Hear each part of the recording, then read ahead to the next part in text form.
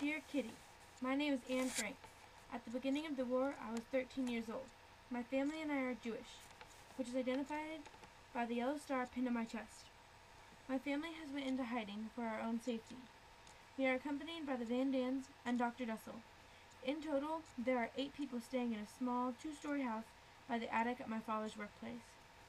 Quietness is the key to our survival. There is a small group of people who once worked for my father, who help supply necessities for those who stay in the secret annex. We thought the annex was the safest place in the world. Unfortunately, we were discovered by the German SS on August 4th, 1943. We were all shipped to concentration camps. My father, Otto, was the only one to survive. I perished at Velsen in the beginning of March. I was not yet 16. Yours, Anne.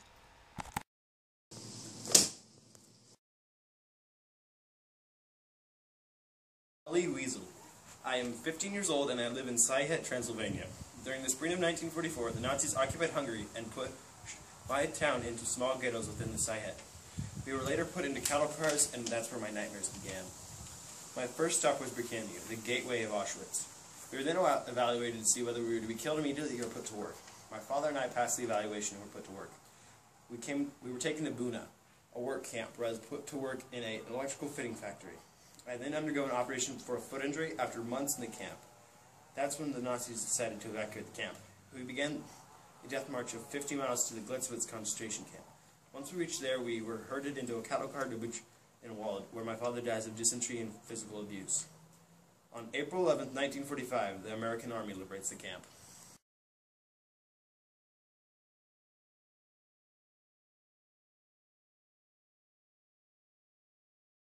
Who, me? Yes, you. What's your name? And what gives you the right to ask my name? You probably just heard it at roll call. I pay attention, but there's a difference. Sure you do. I just wanted to get your name. There's a difference, you know. Well, I do suppose you have a point there. My name is Ellie, and who would you be? Maybe I'll tell you tomorrow.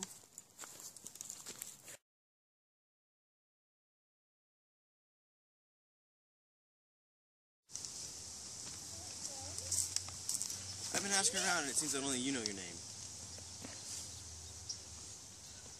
Except for me, Anne.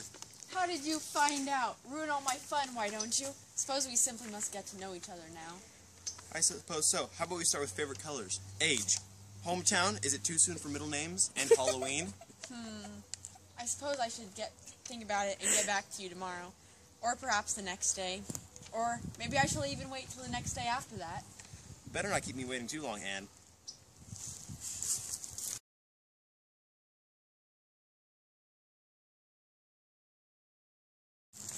Hey, Anne. Fancy seeing you here. I decide it's best not to keep a young man like you waiting for too long. A young man like me? What's so dreadfully special about a young man like me when compared to you? Now listen here. Don't go playing my heartstrings like a harp. I'm no easily won over, and I know nothing about you. It seems like we'll have to change that then. Yes, we shall.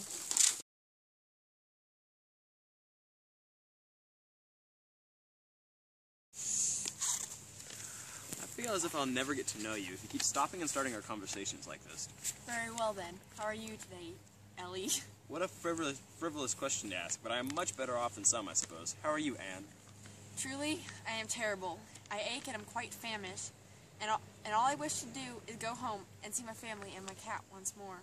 But for all I know, most of my family could be dead. However, I do know that I'm slightly better off than many other Jews. Well, that is a good start for getting to know you, I think. What's your cat's name? Morge. That's a nice name. I suppose I must go. I shall see you some other time, Ellie.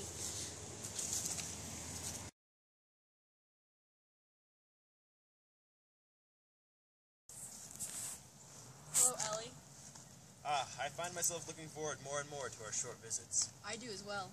I shall tell you everything there is to know about myself if you wish. Of course I do. All right, then. I lived in Saihet, Transylvania until I was forced to live in a ghetto and then ultimately transported to Birkenau. When we arrived, I was separated from my mother and sisters, and I have not seen them since. My father and I were then marched from Birkenau to here, and now I work in an electrical fitting factory. Why, that is quite fascinating, Ellie. Thank you. Now, what about yourself? Well, I lived in a lonely house with all my family in Amsterdam, and I went to school and so on, but my family soon went into hiding in our secret annex, or at least that's what I call it, and we lived there for quite some time, 2 years perhaps. and it was quite boring, except for, well, you'll think it's silly. Anyhow, we were found and captured, and then brought here. My mother and sister died of overwork and exhaustion, but my father and I are still up about, for now at least. And I would wish to keep it that way, my dear Anne. Your story is truly amazing. What is it that I would find silly? You promise not to laugh? Of course I won't laugh. Well, the only thing that really kept me sane and entertained was my diary I got for my birthday before we went into hiding. I do hope it hasn't fallen into the wrong hands. I wouldn't want people to read it. That is not silly at all. Perhaps we can get out of here. I shall find it again for you. That is quite sweet of you, Ellie. It will be no trouble at all, Anne. I very much like getting to know you better. As did I. However, I simply must go. I shall see you tomorrow. I will be counting on that, Anne.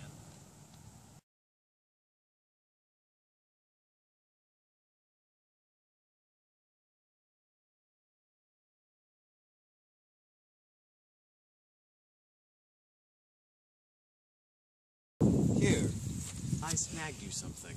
Oh, Ellie, you can't give me your rations. You must have some too. You need it more than I do. No, you need it. At least some. If I'm going to care for you right, I must be going to do it right. Fine, but you better not become as weak as I. I promise I shall not.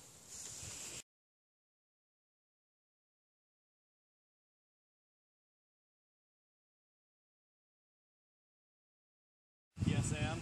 I must tell you something, in case I don't make it. Don't talk that way, Anne. You're going to be better in no time. Even so, I must tell you.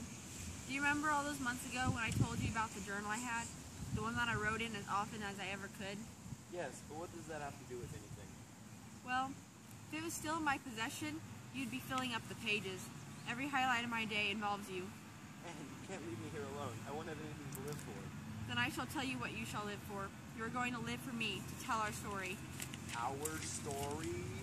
Your story, my story, the story of every Jew in this wretched camp. You're going to make it real. Real for those who weren't here to see these horrors with their own eyes, feel this hunger, endure this torture. You are going to be a survivor. I will, Anne. I swear it. Good. Never forget. How could I forget? You really must be off now. It is almost curfew. I shall see you tomorrow at roll call. I will be waiting for you, Anne.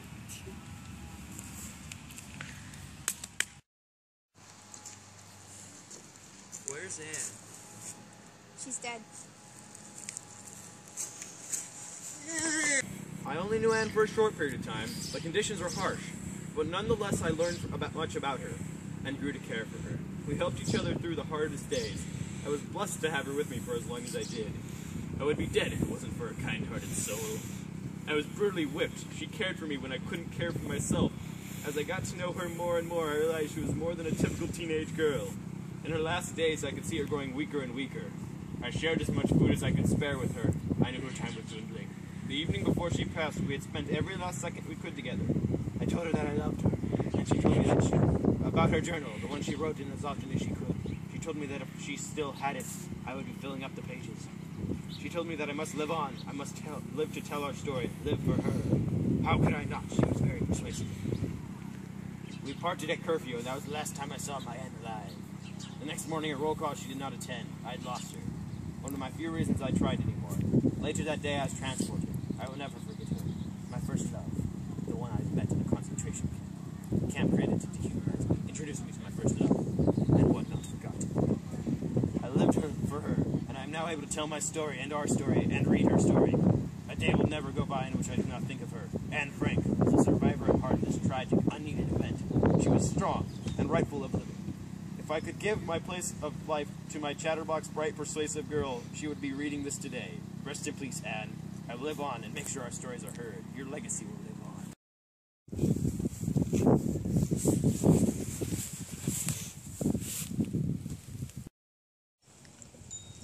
Anne and her family, as well as Eli's father, were the only ones who perished during the Holocaust. Approximately 11 million people died. About 6 million of those were Jewish. These people perished at labor camps, death camps, and concentration camps. There were over 15,000 camps spread throughout Europe, not including ghettos. There were 6 classic concentration camps. There was Chelmno, where approximately 150 to 300,000 plus perished.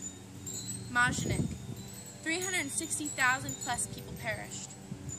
Auschwitz, 1.5 million plus people perished. Belzec, 430 to 500,000 plus perished. Sobibor, 250,000 plus perished.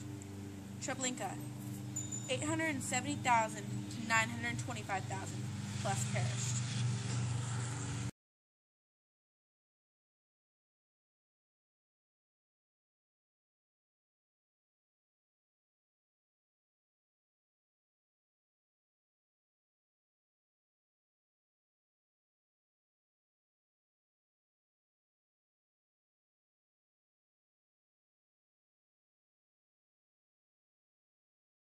How you treat people can affect their later actions. Condoning Hitler's behaviors will only make it seem like killing 11 million people is okay. However, maybe if he'd become a priest or an artist, like he dreamed of, things might have been different. So think before you act, because while Hitler's behavior was extremely uncalled for, and is one of the most horrific stains on the fabric of history, if he'd been treated better, maybe the Holocaust would never have happened. So let us leave you with this. Hitler grew up like all of us, like all of those Jewish kids. He had ordinary hopes and dreams and friends. There is a Hitler in all of us.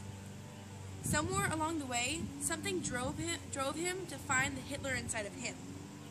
What does that say about you and everybody else? Or is that simply the beginning of a chapter in a never-ending series?